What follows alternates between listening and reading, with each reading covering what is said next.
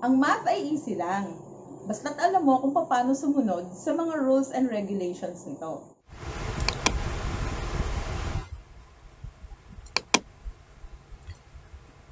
Ang topic natin para sa video ito ay tungkol sa mean, median, and mode. Ang mean, median, and mode ay kasama sa descriptive statistics.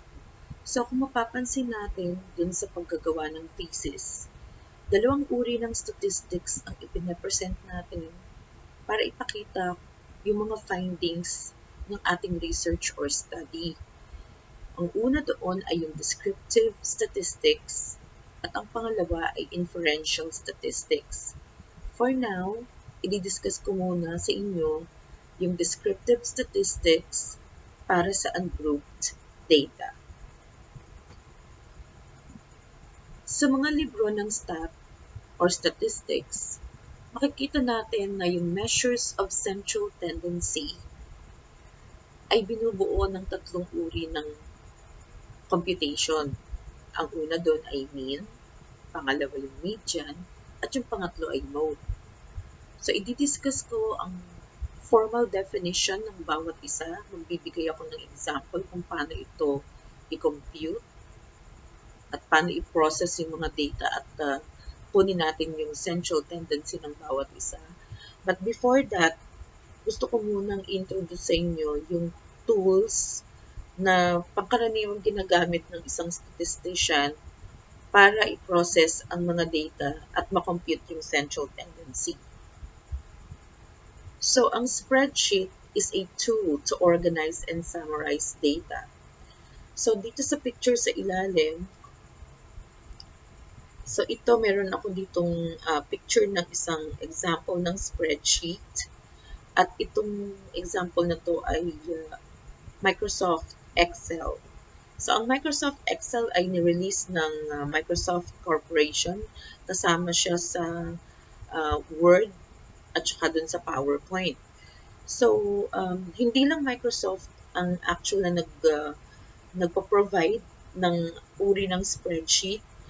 Ang mga smartphones natin na kagaya ng Android at saka iPhone, meron na siyang pre-programmed spreadsheet na nakalagay doon sa phones ninyo kapag binili nyo siya. So, meron akong nakikita as an example, yung WPS. Ang WPS, ang ibig sabihin nun, word processing, presentation, at saka spreadsheet. At saka yung isa pang nakita ko ay yung Hancom office tools. So, meron din siyang para sa word processing, presentation, at saka spreadsheet. So, hindi lang sa computer ka pwedeng or sa laptop ka pwedeng gumawa ng data mo. Actually, sa mga smartphones, pwede ka na itong magproseso ng iyong mga data. So, as an example, ito na yung meron ako dito, yung spreadsheet ng Microsoft, which is Excel. Mapapansin mo na dun sa columns, meron siyang mga letters. So, we can distinguish each column sa pamamagitan ng mga letters na to. At ang kanyang mga rows naman ay numbered. So, meron tayong 1 to thousands of rows sa bawat isang sheet or spreadsheet ng Microsoft. Okay? So, yan. So, ang gagawin natin, yung mga data natin, dito natin siya ipoprocess. So, tuloy natin. So, let us do the formal definition nung bawat isang measure of central tendency. And we will start with the mean. Mean is the average of a set of data.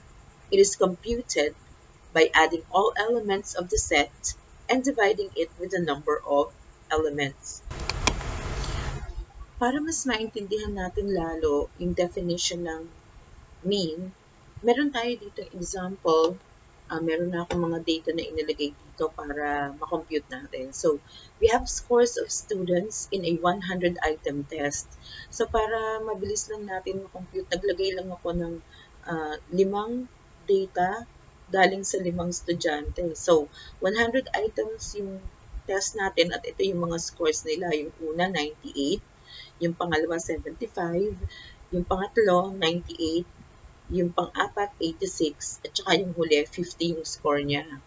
So, paano kukunin yung mean?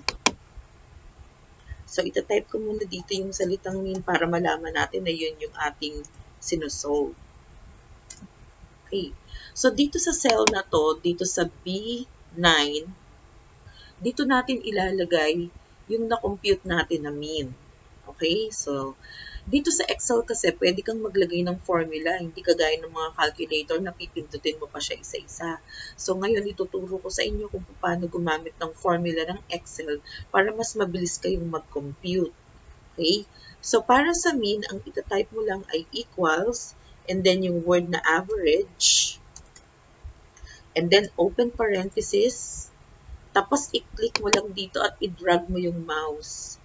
Ibig sabihin nun, yung lahat ng numero na to, yung 98, 75, 98, 86, at saka 50, yon yung ating i-compute. Tapos, i-type mo lang ulit yung close parenthesis. So, mapapansin mo, lumabas na yun, di ba? So, average nung cell from B4 hanggang B8, tapos close parenthesis, and then press enter, lalabas na yung average niya o yung mean. So, ganun siya kabilis kapag gumamit ka ng spreadsheet. So, again, dito natin inilagay sa cell B9, click mo muna yon, and then ipasok mo yung formula para dun sa mean or average. Now, take note, dito sa spreadsheet, meron tayong tinatawag na formula bar. So, kapag i-click mo siya ulit dun sa cell na yon, lumalabas dun sa formula bar yung formula na ginamit mo para mo compute yung number na nandito sa cell na to. So, that's the average of cells B4 hanggang B8, and that is also the mean, dun na, which is the first central tendency. Yung second measure of central tendency natin ay yung tinatawag na median. So, median is the middle quantile of a dataset or probability distribution. Siya yung pinakagitna. So, sa pamamagitan ng example, i-demonstrate ko kung ano yung ibig sabihin ng definition na to. So, kanina, yung example natin, kinuha natin yung mean nung scores na to. So, what I did was just duplicate yung parehong information para ma-demonstrate or ma-ikita ko sa inyo kung paano kumuha ng median. So, dito sa cell B17, dito naman natin ilalagay yung median. Okay? So, ang ilalagay mo sa formula ay equals, yung word na median, open parenthesis, ganun ulit. So, i-click and drag mo, close parenthesis, press enter, at yun na yung lumabas, yung 86. Ngayon, gusto kong himayin sa inyo kasi madali lang naman talaga maggawa or mag-compute sa pamamagitan ng spreadsheet. Pero ano yung pinaka-essence nung unang dalawang measures of central tendency na to? So, by definition, kanina sabi ko yung mean ay ang ginagawa mo, ina-add mo yung mga elements. So, ang tawag dito kasi, ito yung elements nung dataset mo. So, meron kang 5 elements ng dataset, add mo siya. So, yun yung ginawa dito sa loob ng formula na to. At i-divide siya dun sa number of elements. So, binilang kung ilan to. So, the number of elements ay 5. So, meron tayong 5 elements. So, yung sum nito, yung summation nito, dinivide ng 5, ang sagot, 81.4. So, dito naman sa median, in the essence, ang ginawa dito, ipapakita ko dito sa column na to kung anong nangyari. So, we'll just copy it. And then, paste ko siya. So, what happens talaga dun sa loob ng formula ng median na yon? Ang ginawa niya, nag-sort siya. Ito, sort natin siya from smallest to largest.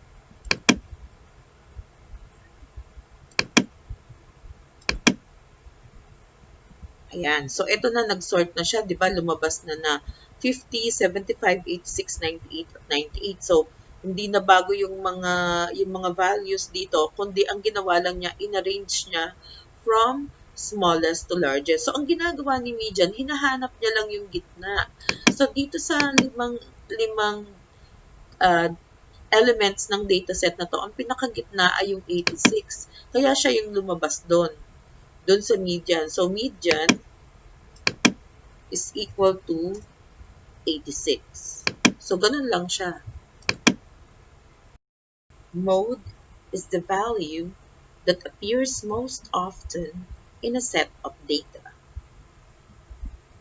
So, ito daw yung may pinakamarami. So, dun sa dataset natin, kung ano yung may pinakamaraming nag-appear, siya yung mode. So, ipapakita ulit natin sa pamamagitan ng example, yung dati nating example, kung ano yung ibig sabihin ng mode. So, we are going to use the same dataset na ginamit natin dun sa first two definition. So, dito natin siya ilalagay. And, so, ang hahanapin natin ngayon ay mode. So, actually, mabilis mo namang makikita kung ganito lang kaunti yung dataset mo. So, bakit kailangan pa natin gumamit ng spreadsheet kung ang hahanapin mo lang naman ay pinakamadami? So, supposedly, meron kang 1,000 na dataset, yung elements ng dataset mo. So, ang hirap ng isa-isahin yun. So, mas maganda gamit ka na lang din ng formula. And this is the formula for finding the mode. So, yung ano natin, yung answer natin, ilalagay natin sa column I and row 9. So, dito.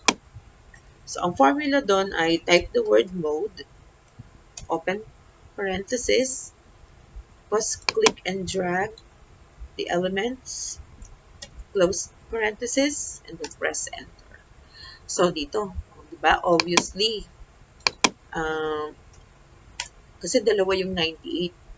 So, siya yung may pinakamarami. So, siya yung nakuha natin ng mode. So, ganun lang siya kadali. So, wag niyong iisipin na yung mean, median, and mode ay ginagamit sa lahat ng uri ng data. So, bilang estudyante ng statistics, most of the time, yung pinapagawa sa atin ng ating mga math teachers ay merong isang dataset, tapos hahanapin mo yung mean, median, and mode. Pero pagdating dun sa mga thesis writing o mga research, hindi mo pwedeng gamitin yung tatlong yun na sabay-sabay para sa isang dataset. So, bawat isang central tendency ay depende kung saan mo siya gagamitin. So, let's start with mean. Ang mean ay usually ginagamit sa continuous data. Anong ibig sabihin ng continuous data? So, ang example ng continuous data ay yung age, height, weight, o halimbawa may nagtatanong, ilan number ng pets dun sa bahay mo?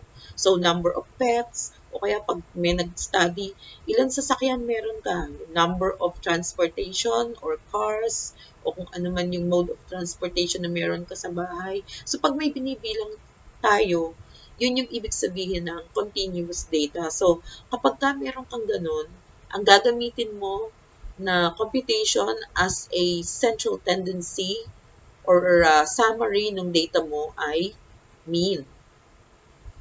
So, kapag ka naman meron kang ordinal data, ang gagamitin mo doon ay median. So, anong ibig sabihin ng ordinal data? These are yung data na nakarank. So, example of which ay kapag ka tinatanong mo yung isang respondent na gaano ka tindi yung pag-agree niya or yung acceptability ng isang particular product. So, lalagay niya doon, meron kang mga choices doon na highly acceptable, acceptable, not acceptable. So, yung mga ganon, ang tawag doon ordinal data kasi nakarank siya from highest to lowest. So, meron din tayo minsan ng mga choices na strongly agree, agree, disagree, strongly disagree.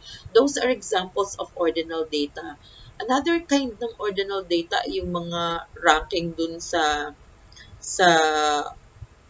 year level. So, kunyari, meron kang first year students, second year students, third year students, at saka fourth year students. Those are examples of ordinal data. Another is yung position doon sa isang opisina. So, kunyari, entry level clerk siya, o kaya ay siya ay manager or supervisor or vice president.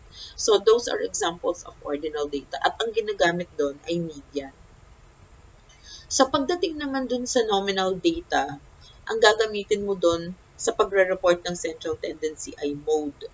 So, ano yung ibig sabihin ng mga nominal data? Ang nominal data natin ay yung mga data na wala siyang ranking or level. Lagi siyang pantay. So, example of which is sex or gender. So, yung male, female, o kaya ay dun sa paghalimbawa, very specific tayo dun sa gender, yung meron tayong male, female, lesbian, bisexual, etc. Those are examples of nominal data. Another example of nominal data ay yung civil status na single, married, annulled, or divorced, so etc. Those are widowed and widower. So yun yung example ng nominal data. Another example of nominal data ay yung religion. So, iba't ibang uri ng religion is nominal data, pati yung nationality.